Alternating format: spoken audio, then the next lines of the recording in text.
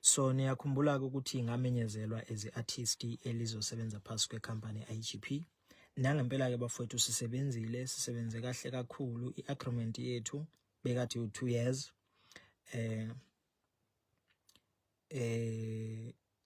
Kusho ukuthi ke maku2 years kusuke kuyima project amabili.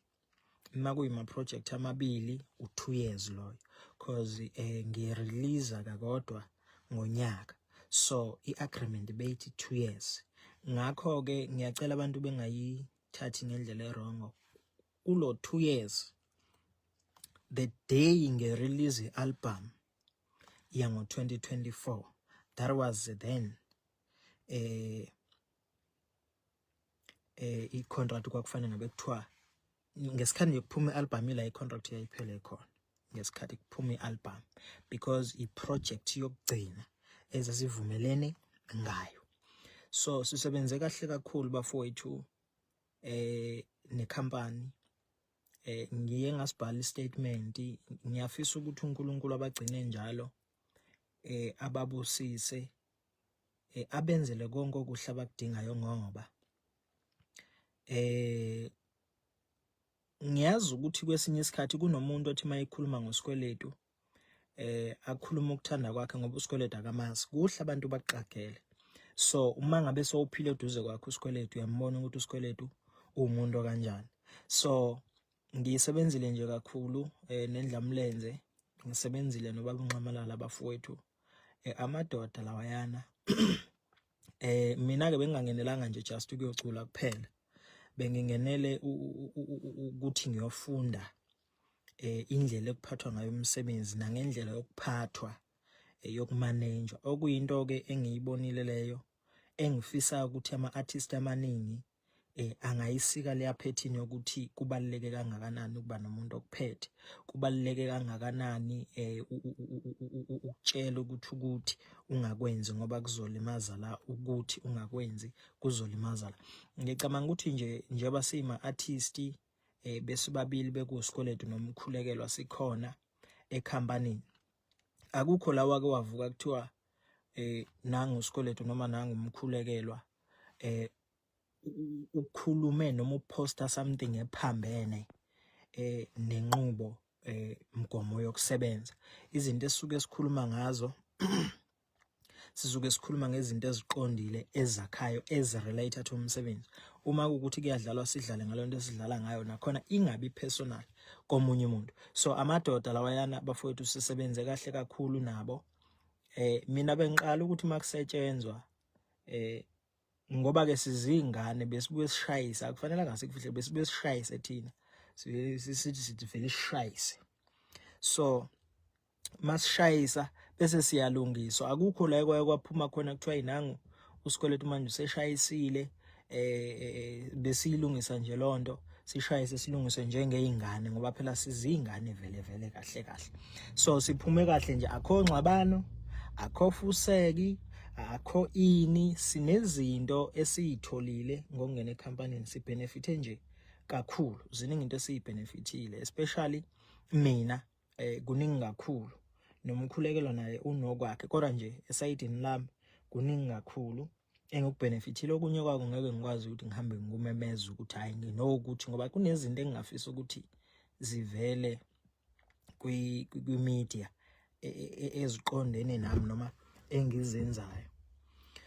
So ngiyacela ke bafowethu ukuthi namukele, no ungangena kodwa ungalokhuza. Ngiyacela ukuthi namukele, ningajiji inkulumo nizitshela mhlamba hayi kukhona la okwathintwana khona. Cha, akuthintwananga kuphela isikhathi. Futhi mangathiwa kuyenzeka mhlawumbe njengoba umuntu ezorelease next year, makuthiwa kuyenzeka sibone ukuthi gap ikhona, next year singabuyela ekhampanini, because into esize ngayo kahle kuzosebenza thina la emculweni nje. Mina ezusikweletu ngizosebenza, angizelanga into eyiningi, yabo.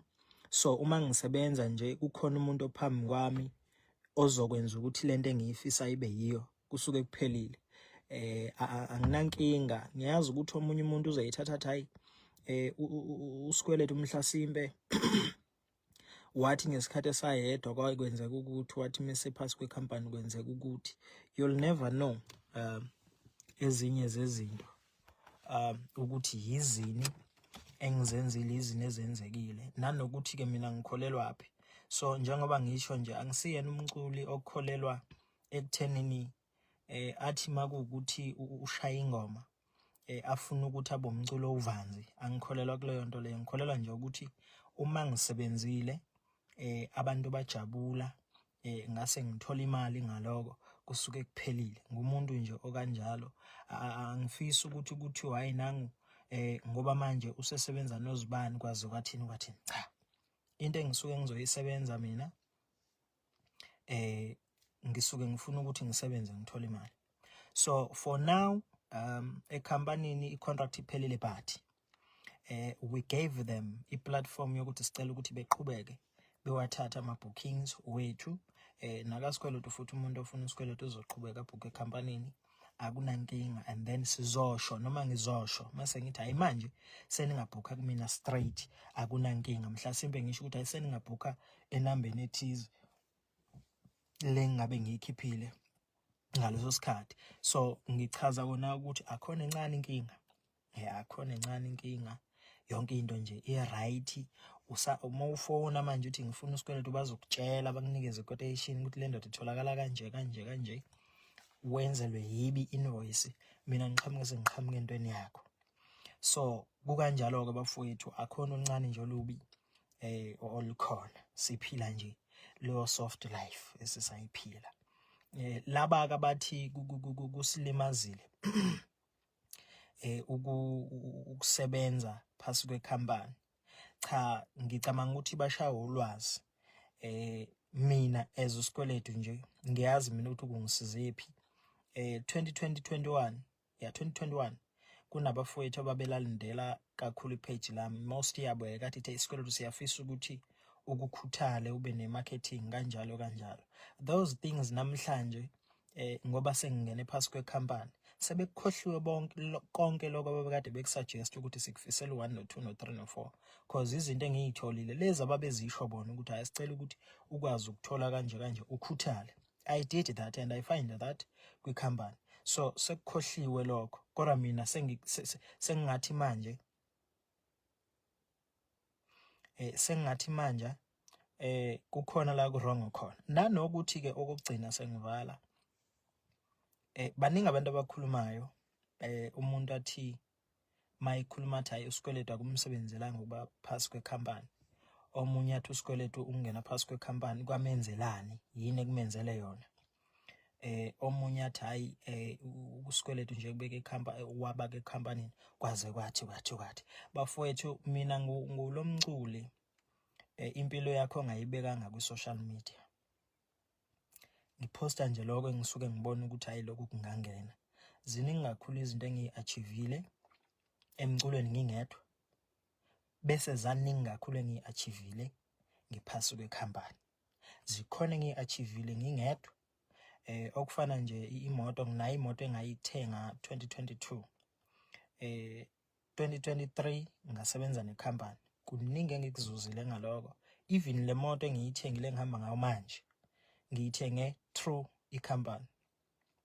So kumnandi ke abantu uma kuukuthi awusiyena uvanzi kakhulu kwimedia. Ungayifaki into zakho kakhulu kwimedia ngoba bahlezi befisa ukuqagela kube yibona abakhulumayo bethi hayi ukuthi akumsizanga ukuthi kumsizile. So nje akungiphathi kabi mina umuntu mayizothi hayi ukuthi kumsizile noma ukuthi akumsizanga because imini owaziyo. Uyabo? Mina owaziyo ukuthi mina ngitholeni, kungisize kuphi, yini enginayo, imali ebengiyithola ecompanyini nengangiyithola ngingedwa ingakanani. Uyabona? Iza kanjani. Uyabona? Ngoba manje mangathiwa sikhulume nje iqiniso ukuthiwe ithini payslip yakho sikweletu. Mina ngine payslip mina benginayo ecompanyini. Khulekela ne payslip anayo yokuthi ngedate ethize siyahola. Eliphi artist ene payslip alikho ngoba lizokutshela ukuthi hayi njengoba ngiyimele ngihamba ngiyokhipha imali kwi-digital platform kanje. Nayo sometimes lo mali ozothi uyafika mhlasimbe ayika report ama-statements wakhona unenkinga obhekene naye. So thina sibe sinayo iy'nsuku esazi ukuthi nge-date ethile njenganawo osebenza kamlungu uma ukuthi uyahola ngeyi-30 uyahola ngeyi-30, uma uhola ngeyi-15 uhola ngeyi-15, ngeyi-25 ngeyi-25. So besisebenza nje leyo ndlela leyo. Ngakho-ke bafowethu abantu